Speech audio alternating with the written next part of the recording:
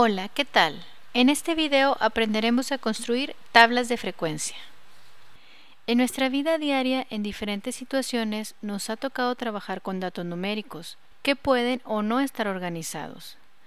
Si la colección de datos es pequeña, es fácil responder a las preguntas como el dato mínimo o el dato máximo, o cuántas veces se repite cierto valor. Pero, ¿qué pasa cuando la colección es grande? Digamos 1000 datos. ¿Sería sencillo responder a las mismas preguntas con los datos desorganizados? No, ¿verdad? Bueno, una manera de organizar los datos y trabajar más fácil con ellos es mediante las tablas de frecuencia. Veamos de qué manera mediante un ejemplo. La siguiente tabla muestra los tiempos de auditoría de fin de año en una empresa. Observa que cada uno de estos datos representa los días que tardan las auditorías. ¿Cuáles son las duraciones más frecuentes para una auditoría? Organicemos los datos en una tabla de frecuencia.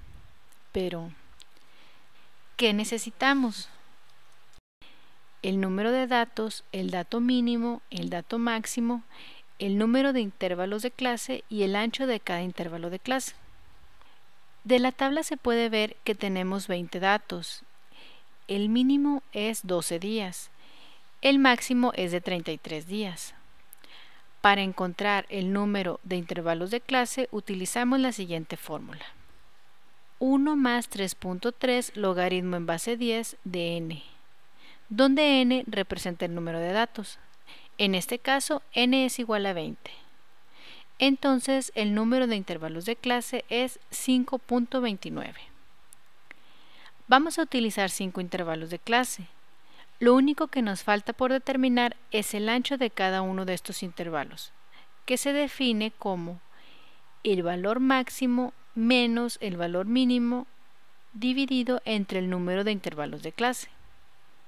Entonces, el ancho es de 4.2. Ahora, como los datos representan días, entonces vamos a establecer el ancho de cada intervalo de clase en 5 días. Ahora determinemos los límites de clase. Una práctica muy común es empezar el primer límite un poco antes del dato mínimo, para asegurar que todos los datos estén contenidos en los límites de clase. Entonces, el primer intervalo de clase empieza en 10.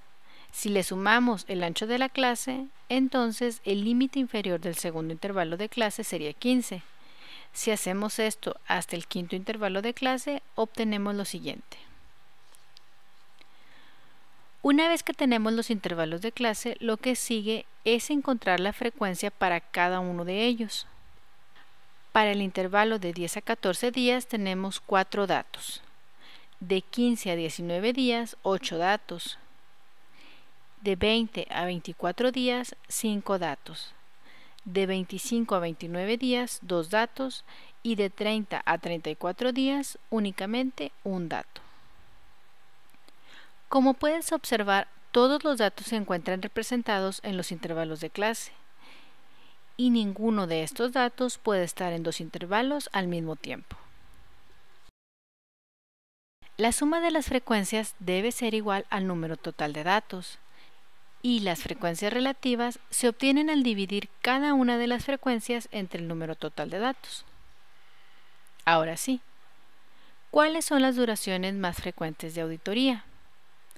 Bueno, de 15 a 19 días son las duraciones más frecuentes de auditoría.